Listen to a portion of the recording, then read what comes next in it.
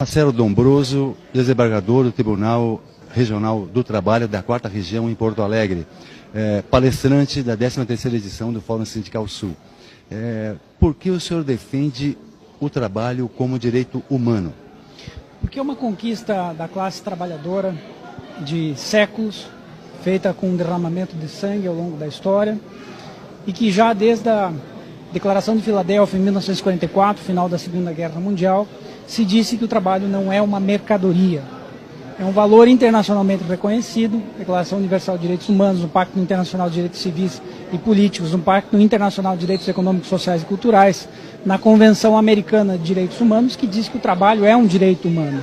E cada vez mais essa realidade é invisibilizada ao povo com um discurso contrário aos direitos humanos, quando na verdade nações do chamado mundo desenvolvido ou primeiro mundo observam o direito ao trabalho como um direito humano ao que é. Não é um contrato, não é um direito de obrigações ou um direito privado, né? É um direito público, é um direito de engrandecimento da pessoa, né? De trabalhar e de ter respeito ao seu trabalho e às suas condições para desenvolvimento do trabalho. Na verdade, a única coisa que produz riqueza no mundo, hoje, se nós pararmos para pensar, é o trabalho das pessoas, não é o capital. O capital não produz nada.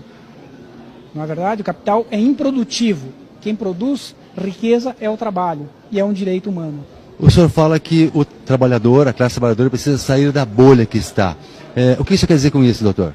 Eu quero dizer que há uma cooptação massiva da classe trabalhadora através de redes sociais que são compradas pelo poder econômico, principalmente de multinacionais e de interesses estrangeiros, que não são os do Brasil, os do nosso povo, que bombardeiam diariamente as pessoas com fake news, com vídeos desconstruindo a história, como por exemplo dizendo que o golpe de 64 não teria sido golpe, que teria sido bom para o povo, que teria sido bom para a classe trabalhadora, né, cooptando as pessoas para acreditar que uma intervenção militar, por exemplo, resolveria o nosso problema, a desacreditada política e criando condições para que se instaure aqui um regime fascista, como aconteceu na Itália de 1930 e na Alemanha de 1930 também com o Hitler, né? Isso nós não queremos em absoluto. Nós temos que empoderar a classe trabalhadora para que ela tenha consciência de que é ela que produz riqueza, é ela que tem que ser valorizada e ela tem direito sim.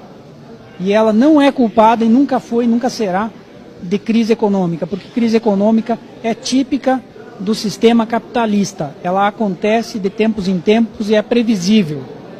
É só lembrar porque a memória é curta, a memória coletiva é curta. Em 2015 o Brasil tinha taxa de desemprego de 4,6%, que é melhor da Alemanha atual hoje, que equivale ao pleno emprego. Se encaminhava para ser a 5ª economia do mundo e a CLT funcionava muito bem, obrigado. O que mudou em 2 anos para produzir uma necessidade de deforma trabalhista, de deforma previdência, né?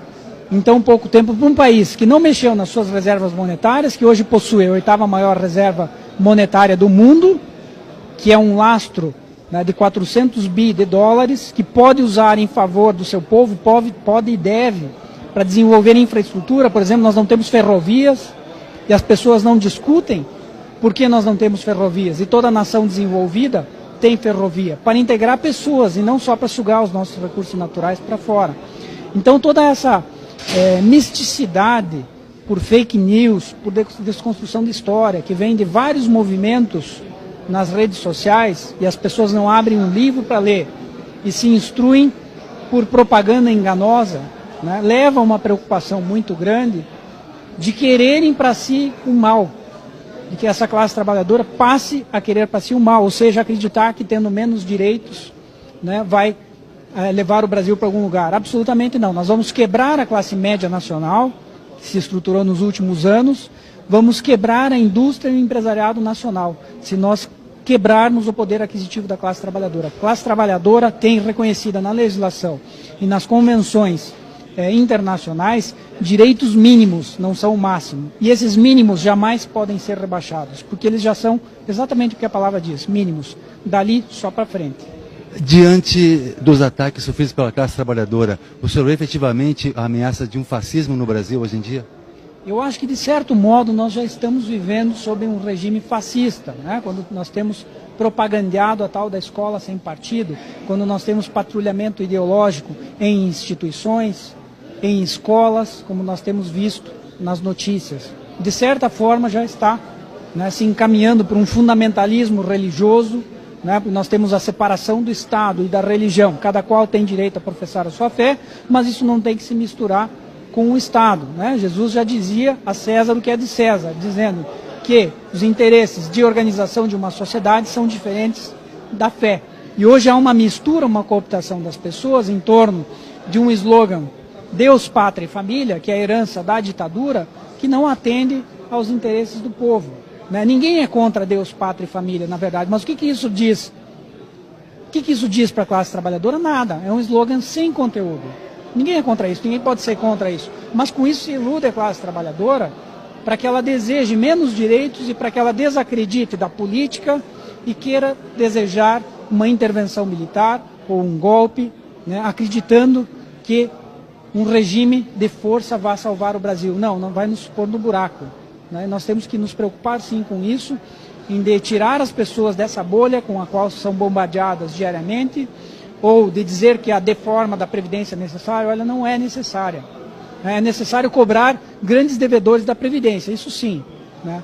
E para as pessoas pensarem, porque nesse curto tempo de entrevista não temos como colocar, mas por que foi decretado o sigilo em torno das informações que embasaram a deforma da Previdência?